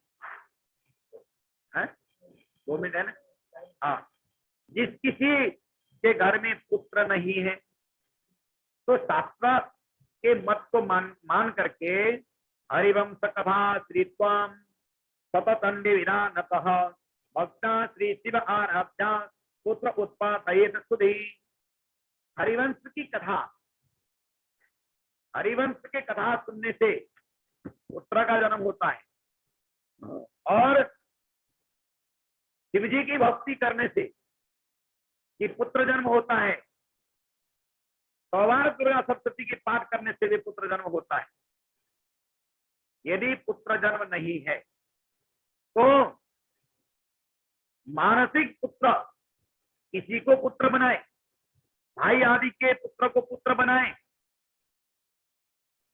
और यदि कहीं भी पुत्र नहीं होता है तो धर्म पुत्र, कोई गरीब है, अनाथ है, उसको अपने पुत्र के रूप में ला करके पुत्र बनाए।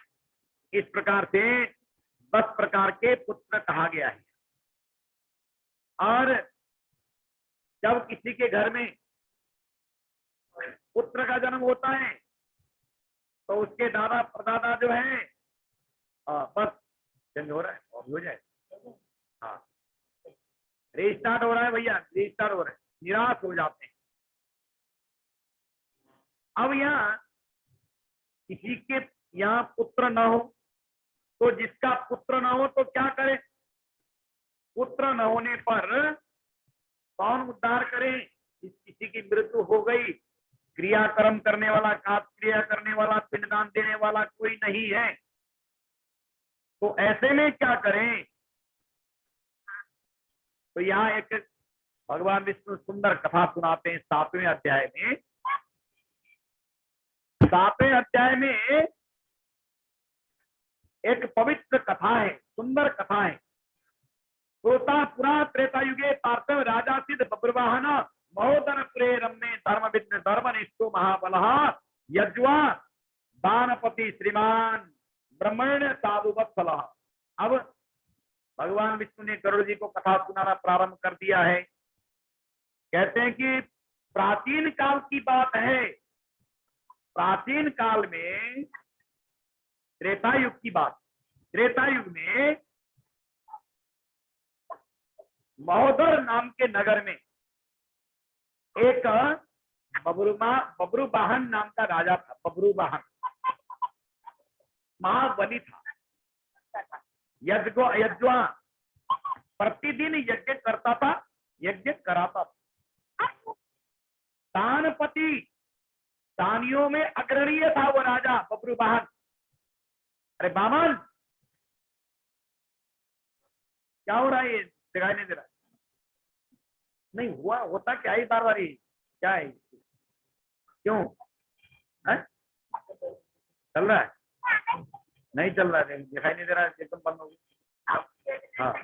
हाँ तो वह बब्रुवाहन नाम का जो राजा है वो दानी, बड़ा दानी था और सब कुछ दान पुण्य करने में अग्रणीय था, वेद वेदांग को जानने वाला और अनेक प्रकार के पुण्य को कर्म करने वाला। जो पुण्य कर्म करने वाला मतलब गायों के रहने के लिए गौशाला बना दिए, साधु संतों को रहने के लिए आश्रम बना दिए, अंधों को रहने के लिए अंधशाला बना दिए, अंधों के लिए ऐसा स्थान बना दिया, कोड़ियों के लिए कोड़ी का स्थान बना दिए, विकलांग के लिए अलग बना दिए, बहरों के लिए अलग बना दिए, यात्रियों के लिए आराम गृह बना दिए। अनेक प्रकार के पुण्य कर्म करने वाला एक साधु बनिया था। वो बनिया जब वो जो दानवीर दयावान बब्रुवाहन नाम के राजा ने एक दिन जंगल में शिकार के लिए राजा चल रहा था, अपने सिपाहियों को साथ लेकर के जा रहा था। जाते जाते प्यास में बहुत ज्यादा प्यासा होने के कारण पानी ढूंढते ढूंढते इधर उधर घूमने लगा। घोर जंगल के बीच में बड़े बड़े पेड़ थे। राजा पानी के बगैर राजा के गला जो है वो सूख रहा। राजा ने सोचा कि अब यदि पानी नहीं मिलेगा तो मैं बेहोश भी हो सकता हूँ, मैं गिर भी सकता हूँ, बहुत कष्ट मुझे हो सकता है। ऐसा विचार करके देखने लगा पानी कहाँ होगा इस जंगल में। जंगल में घूमते घूमते राजा को दूर बड़ी दूर में पक्षियों की कलरव सुनाई दी, पक्षियों को उड़ते दिखाई दिया। राजा विचार करने लगा कि जहां पक्षियां हैं वहां अवश्य पानी होगा। वहां चला गया राजा। शीतल जल था, सुंदर कुआं था। उस सुंदर कुएं में पानी पीने लगा। पानी पीकर जैसे पानी राजा ने पिया, पीते ही वहां बगल में एक पत्थर था, उस पत्थर में बैठ गया। थका हुआ था दिन भर घूमते घूमते, मध्याह्न व्यतीत हो चुका था। राजा को जरा सा झपकी आ गई। जैसे राजा झपकी लगाया वैसे ही एक भयंकर राक्षस प्रेत रूप में सामने आया। अब उसने राजा को नमस्कार किया और बोलता है कि हे महाराज, आपको नमस्कार है। आप देश के राजा हैं। देश के राजा वन के बराबर होते हैं, इसलिए मेरा उद्धार करें। राजा ने बोला कि आप कौन हो? आप ऐसा घोर दर्शन, निर्मांसम घोर दर्शन, ऐसा बिना मांस का हड्डी ही हड्डी से युक्त शरीर आपको कैसे मिला? इसके बारे में आप बताइए।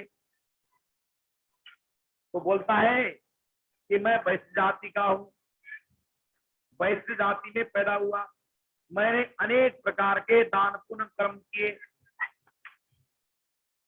जलाशय बना दिए, गौशाला आदि भी बनाए, अनेक तीर्थ स्थल बनाए, अतिथियों का सम्मान किया, साधु संत महात्मा ब्राह्मणों का सेवा किया।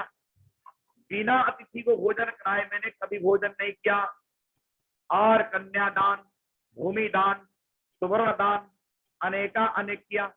गौदान तो मैं एक दिन में 1 लाख गौदान करता था। तब सर्वम निष्फलम, एक दिन में 1 लाख गौदान करने के बाद में भी मैं आज नरक में हूं। मैं आज ऐसा राक्षस बन करके घूम रहा हूं। तो राजा ने पूछा कि आपने इतने पुण्य किए, इतने सारे पुण्य कर्म करने के बाद में भी आज आप ऐसे प्रेत योनि को क्यों प्राप्त है? आप विस्तार से बताइए। वो सारा का सारा पुण्य कहाँ चला गया? वो कहता है कि तत्सर्वम निष्फलम राजन, हे राजन जितने भी मैंने पुण्य कर्म किए थे वो सबको निष्फल हो गए, निष्फल हो गए। निष्फल क्यों हुआ? राजा ने पूछा कि क्यों निष्फल हुआ? जो पुण्य कर्म किया है वो वैसे सब भस्म कैसे हो गए? कहते हैं कि ममो वही संतति नहीं नास्ती, मेरे कोई संतान नहीं थे, मृत्यु के समय कंधा देने वाला कोई नहीं था, दाह संस्कार कराने वाला कोई नहीं था, पिंडदान करने वाला कोई नहीं बना, और दैहिक क्रिया नहीं हुआ, गरुड़ पुराण नहीं हुई, और दैहिक आवश्यक कर्म नहीं हुआ, दशगात्र विधि नहीं हुई, गौओं को भोजन नहीं दिया गया, गौ ग्रास नहीं निकाला गया, कुत्तों का भोजन नहीं हुआ, चींटियों को भोजन नहीं दिया, तिलांजलि जलांजलि देने वाला कोई नहीं रहा, पेड़ में एक घड़ा रख करके वहां से पानी टपकाने वाला कोई नहीं बचा, इसलिए मेरी ऐसी दुर्गति हो गई राजन। अब राजा पूछते हैं कि अब उपाय बताओ क्या करना चाहिए। रिकॉर्डिंग हो रही? हाँ, तो राजा ने पूछा कि अब उपाय बताइए क्या करना चाहिए, कौन सा उपाय है तो आप के प्रेतत्व नाश हो। वो बोलता है कि एक मेरे पास में मणिरत्न है, मणिरत्न, इस मणिरत्न को मैं देता हूं राजन, आप इस मणिरत्न को ले जाकर के बाजार में बेचे, और बेचने के बाद में उस मणिरत्न से जो पैसे मिले उसमें से 32 ग्राम सोना खरीदी, 32 ग्राम सोना खरीद के एक घड़ा बनाए, प्रेत घट बनाए, और एक भगवान विष्णु की मूर्ति बनाए, और उस मूर्ति के आसपास एक भगवान विष्णु की मूर्ति बनाए, एक ब्रह्मा जी की मूर्ति बनाए, एक रुद्र की मूर्ति बनाए, एक यमराज की मूर्ति बनाए, एक उसी आत्मा की मूर्ति बनाए। तो इस प्रकार से नारायण बलि विधि करके, नारायण बलि विधान के द्वारा मेरा उद्धार करें, मेरा उद्धार करें। तो राजा ने उस जो प्रेत के वचन को मान लिया। अब घर को वापस आए, राजा अपने राजमहल में चले गए, जो मणि लेके आए थे उस मणि को बिक्री किया। मणि को बिक्री करने के बाद में जो धन मिला था, जो इस राक्षस ने, इस प्रेत ने, सुदेह नाम का जो प्रेत था, उस प्रेत ने जो कुछ बताया, जैसे नियम बताए उसके अनुसार प्रेत घट विधान किया। ब्रह्मा जी की मूर्ति, विष्णु की मूर्ति, रुद्र की मूर्ति, यमराज की मूर्ति, प्रेत आत्मा की मूर्ति बनाए, भगवान विष्णु के नारायण बलि विधान, विष्णु भगवान की मूर्ति बनाई, विधिवत नारायण बलि विधान करके उस राजा ने उस प्रेत आत्मा का उद्धार किया। यदि देश का राजा किसी अपुत्र मृतक प्रेत जो मरने के बाद खाद्य न होने के कारण प्रेत योनि में पड़ा हुआ है, उसका उद्धार देश का राजा कर सकता है। तो यदि अपना पुत्र, स्वयं पुत्र यदि अपने माता और पिता के उद्धार के निमित्त संकल्प करके यदि गरुड़ की कथा को श्रवण करता है, पिंड दान करता है, गौ दान करता है, सैया दान करता है, ब्राह्मणों को भोजन कराता है, ब्राह्मण को नमन करता है, गौ ग्रास आदि निकालता है, तो उसके पितृ, उसके जो मृतक हैं, उसका चाहे पिता हो, चाहे माता हो, चाहे दादा हो, चाहे दादी हो, मुक्ति होने में कोई संशय नहीं है, अवश्य मुक्ति मिल जाती। अब प्रेतात्मा बोलता है कि साधु कृष्ण महाराजा कथयामि निबोधते प्रतप्तम न भवेद्येन दानेन सुरणे सुदृढ़ेन कहा। कहता है प्रेतात्मा की, हे राजन, आपने मेरी बात भली भांति सुनी है। इस कथा को जो कोई सुनता है, साधु नाम के ये सुदय नाम का वैश्य और बब्रुवाहन नाम के राजा की कथा, इस कथा को प्रेम के साथ में जो कोई सुनता है, केवल सुनने मात्र से आपको 32 ग्राम सुवर्ण दान करने का पुण्य फल मिलेगा। तस्मात् वनात् विनिष्क्रम्य राजापि स्वपुरं ययौ स्वपुरं च समासाद्य तत्सर्वं प्रेतभासितम्। राजा ने प्रेत ने जैसे जैसे बताया था उस हिसाब से पूरे कर्म किए, और प्रेत आत्मा प्रेत योनि से छूट करके दिव्य रूप धारण किया। दिव्य रूप धारण करके चकार विधिवत पक्षिन और दैकेतम विरिन पस्त पुण्य प्रभावेन प्रेतो मुक्ति दिवो ययौ। प्रेत जो प्रेत है, प्रेतत्व से मुक्ति होकर के दिवौ ययौ मतलब स्वर्गति को चला गया। यदि अपना पुत्र स्वयं श्राद्धेन प्रदत्तेन, यदि दूसरे के दिए हुए पुण्य के प्रभाव से प्रेतत्व निवारण हो जाता है, तो पुत्र यदि स्वयं अपने पिता के लिए, अपनी माता के लिए पिंडदान करे, पुण्य कर्म करे, तो इसमें कोई संशय नहीं है कि पितृ मुक्ति न होने में किसी प्रकार की पितृ मुक्ति अवश्य होती है। इस प्रकार से 7वें अध्याय के पवित्र कथा को आप लोगों ने श्रवण किया। 8वें अध्याय में गरुड़ जी प्रश्न रखते हैं। गरुड़ जी कहते हैं कि आवुस्मि किं क्रियां सर्वं वद सुकृतिना मम कर्तव्यस्ता यथा पुत्र तथा च कथय प्रभु। आगे और भी पुत्र के कर्तव्य हो तो उसके बारे में बताइए। भगवान कहते हैं कि पुत्र का कर्तव्य बहुत है। यदा चातुरः कला तदा स्नानं समाकरे। अब पिता के मरणासन्न रहने पर मेरे पिताजी अब प्राण छोड़ने वाले हैं, पिताजी के शरीर से प्राण निकलने वाली है, ऐसा जानने के बाद पुत्र अपने पिता के उस शरीर को, जीवित शरीर को उठा करके जहां तुलसी का वृक्ष है उस तुलसी के वृक्ष के पास में ले जाएं, वहां लेपन करें, गाय के गोबर से उस भूमि को शुद्ध करें, वहां कुसा बिछाएं और वहां थोड़ा सा तिल को छड़ें और गंगाजल का छींटा दें।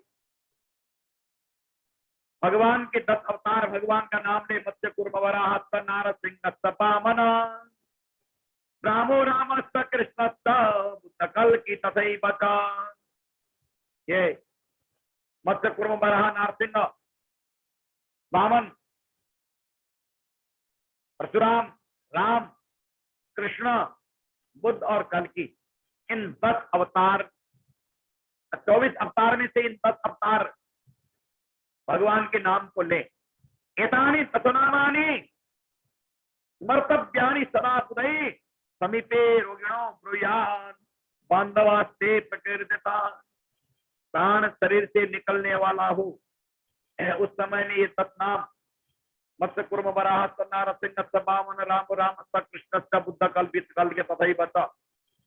ये बात 12, ये 10 नाम, 10 अवतार के नाम को उच्चारण करने से यमराज के दूत सामने नहीं आते।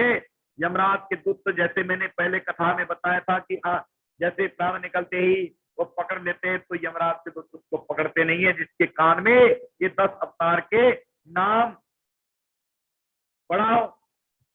या फिर अच्युतम केशवम राम नारायणम कृष्ण दामोदरम वासुदेवम हरिम श्रीधरम माधवम गोपिका वल्लभम जानकी नायकम रामचंद्रम भजे। या फिर अच्युतम केशवम राम नारायणम, इस प्रकार से भगवान के नाम को उच्चारण करने वाले के सामने भी यमराज के दूत नहीं आते। जिसके जिह्वा के द्वारा भगवान के नाम को नहीं जपा गया, भगवान के नाम को उच्चारण नहीं किया गया, ऐसे अपवित्र जिह्वा जिसका हो, जिसका जिह्वा अपवित्र हो, जिसके जिह्वा ने मांस आहार में ही लीन रहा हो, दूसरे के शरीर को पका करके भोजन करने की आदत जिसकी हुई हो, अवक्षण किया हो, अवाच्य बोला हो, ऐसे पापात्मा ही नरक के भागी हैं। जो पुण्यात्मा है उनको कभी दुर्गति नहीं होती। मांस, अब ये मनुष्य का शरीर क्या है? मांसास्ति रक्त बतकाये वैतरणाम पतिन्ते नहतः। जो मांस, हड्डी, रोम, त्वचा, इन सब से बना हुआ शरीर को पाने के बाद में अहंकार में आ करके अहंकृत होता है, ऐसे ऐसे लोग नरक में जाते हैं। जिस किसी ने एकादशी की व्रत की हो, जिस किसी ने गीता का पाठ किया हो, जिसने विष्णु सहस्त्र नाम का पाठ किया हो, विष्णु सहस्त्र नाम बहुत बड़ा नाम है, गोपाल सहस्त्र नाम, ललिता सहस्त्र नाम, गणेश अथर्व शीर्ष, ऐसे ऐसे पवित्र ग्रंथ जिसके जिह्वा के द्वारा उच्चारण हुआ हो, उसकी कभी दुर्गति नहीं होती। दुर्गति किसकी होती है? जिसका मन मलिन हो, जिसका तन मलिन हो, जिसका परिवार पापी पाप में लिप्त हो, जिसने पुण्य कर्म करने के नाम पर ठगी किया हो, गौ के नाम दक्षिणा लेकर के गौ सेवा में लगाने की बात किया और स्वयं हड़प किया। कोड़ियों को देने के लिए किसी को बोला और उसको नहीं दिया, देवालय मंदिर के लिए कोई धन निकाला, उसको नहीं दिया। ऐसे ऐसे महापापी अंतकाले तो अंतकाल के अंत के समय में नरक में जाते हैं। इसलिए पुत्र को चाहिए कि मेरे माता और पिता के द्वारा जीवन में हो सकता है कोई अनजान में, अज्ञानता में कोई पाप कर्म हुआ हो, उस पाप कर्म से मेरे माता पिता बचे, मेरे माता और पिता के किए हुए पाप नष्ट हो। इस प्रकार पुत्र को चाहिए कि पिता के मरते समय में या मरने के पूर्व में, आतुर काल में लोहे का दान करना चाहिए, नमक का दान करना चाहिए, उड़द का दान करना चाहिए, अष्टदान, अष्ट महादान, 8 प्रकार रुई का दान करना चाहिए। अनेक दान के बारे में यहाँ बताया है। अब 8वें अध्याय में गरुड़ जी को कथा सुनाते हैं भगवान कि जो कोई आदमी श्रद्धा के साथ सच्चे मन से, सच्चे हृदय से भगवान का भजन करता है, भगवान की चिंतन करता है, भगवान को सदा सर्वदा भगवान के सामने नाचता है, भगवान के लिए भोजन बनाता है, प्रातः काल में भोजन बनाया और उस भोजन को पहले ठाकुर जी को दे दिया, ठाकुर जी को देने के बाद में भोजन किया तो प्रसाद बन जाता है। और यदि ठाकुर जी को दिए बगैर भोजन करोगे तो वो पेट के लिए भार बन जाता है। इसलिए भोजन बनाते हो तो ठाकुर जी के प्रसाद के लिए बनाओ। यही होता भाई, ये भी चला तो भोजन प्रसाद भगवान के लिए तोयम वस्तु गोविंद समर्पण गृहाणम तुम गवत्वा प्रसीद परमेश्वरे प्रभु। आपका हुआ ये साध है, आप ही स्वीकार करें।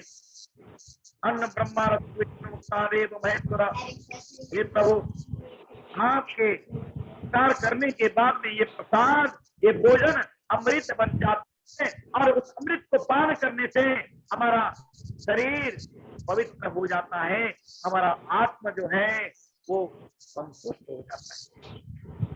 इस प्रकार से भगवान करने वाला कभी नरक को नहीं जाता। अब पुण्यात्मा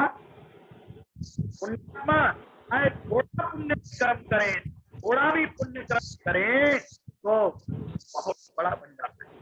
चाहे पुण्य काल में हो, दत्ते भारते यत् कौमारे यत् पापम कृतम परिणतो यत्तांतरे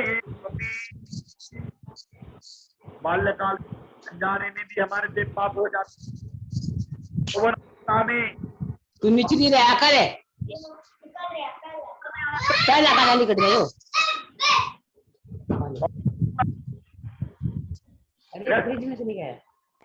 वृद्धावस्था में भी पाप कर्म हो जाता है। इसलिए उन सभी प्रकार के पापों से बचने के लिए गौदान करना चाहिए। आप लोग गौदान करने का, यहाँ गौदान का गाय का दर्शन भी कराया है।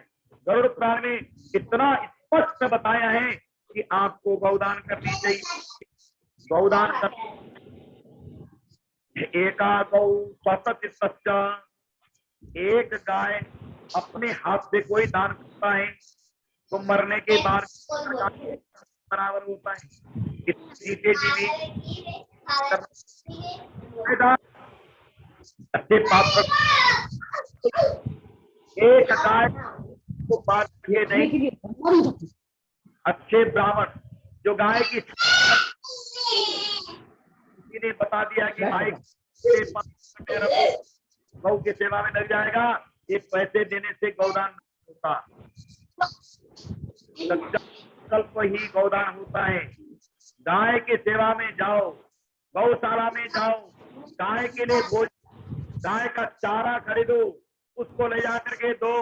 जो सेवा करने वाला है उसको 150 रुपया दे करके बोलो कि इस भोजन को गाय को ही खिलाइए।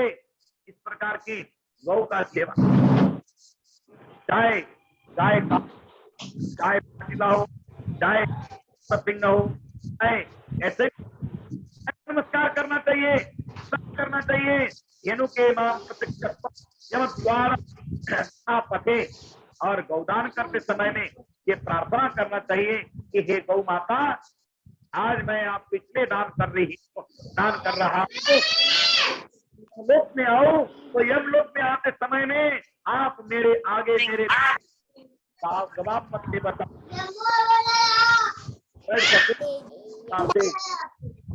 संकल्प करके गौदान करें। जो गौ का तो बहुत बड़ा पुण्य होता है। पानी भूमिमान वही यमलोक पदेताने विपतिष्ठन्ति रतः यानी यानी तथा पानी जीवात्मा आप करता है वो सब यमराज के आगे जब हम चलते हैं, लोग जाते समय में सामने दिखाई देना शुरू करता है, ये भी आ गया, ये भी आ गया, ये भी आ गया, सामने आते ही रहता है, आते ही रहता है। जितने जितने पाप कर्म किए सामने सामने दिखाई देते हैं। इसलिए महापुण्य प्रभाव है ना, मानुषम जन्म लभ्यते आदि बड़े बड़े पुण्य कर्म किया आपने। पीपल वृक्ष लगाए, तुलसी का वन लगाए, सेवा की, धन का दान किया, का दान किया, प्राण रक्षा किए, अनेक पुण्य कर्म करने के प्रभाव से मनुष्य का शरीर मिला। मनुष्य के शरीर प्राप्त करने के बाद में भी जो निर्धामी इस शरीर को त्याग देता है, शरीरम मनिना दग्धम कृतम कर्मम भाषितम, इस शरीर के लिए शरीर रक्षा करना चाहिए, परंतु केवल अपने जुआ के स्वाद के लिए ही आसक्त नहीं होना चाहिए। पुण्यम वा यदि वा पापम मुक्ते सर्वम मानव सर्वत्र मानव, मनुष्य को पुण्य और पाप भोगने को मिलेगा तो यही रहेगा। हमने मकान बना लिया वो भी यही रह गया, हमने वाहन यही रह गए, हमने बैंक बैलेंस आदि FDR बड़े बड़े करोड़ों की, ये सब यही के यही धरी रह गई। इस शरीर को हम लोगों ने सुंदर बनाया, सजाया, तेल लगाया, साबुन से स्नान कराए, नए नए वस्त्र पहनाए, या शरीर भी वही रह जाता है, दाग बन जाता है। वो जो आत्मा है जाता है आपके किए हुए कर्म। पुण्यम पुत्रम फलम तोयम पत्रम पुष्पम फलम तोयम यो मे भक्ता प्रयच्छते तदाहं भक्त्युपा वत्नामि प्रियमात्मनः। भगवान कहते हैं कि ज्यादा और थोड़ा नहीं, श्रद्धा के साथ में जो कोई पुण्य कर्म करता है उसका कल्याण निश्चित है। इस प्रकार से आज आप लोगों ने 6 अध्याय, 7 अध्याय और 8 अध्याय तक की ये पवित्र कथा श्रवण किया। पुत्र पौत्र सहस्राता सहभ्राता सगोत्रा सूर्यदत्तुये अयच्छन्ति नातुये दानम प्रबल नास्ते न संशया। जो कोई बड़े प्रेम के साथ में इस पुण्य पवित्र कथा को श्रवण करता है तो उसको उसकी कल्याण निश्चित है, उसकी दुर्गति नहीं होती है। इस प्रकार से आज की कथा यही विश्राम देते हैं। बोले श्री गरुड़ पुराण महात्म्य की। श्रीमन नारायण नारायण नारायण श्रीमन नारायण नारायण नारायण सच्चिदानंद भगवान की जय।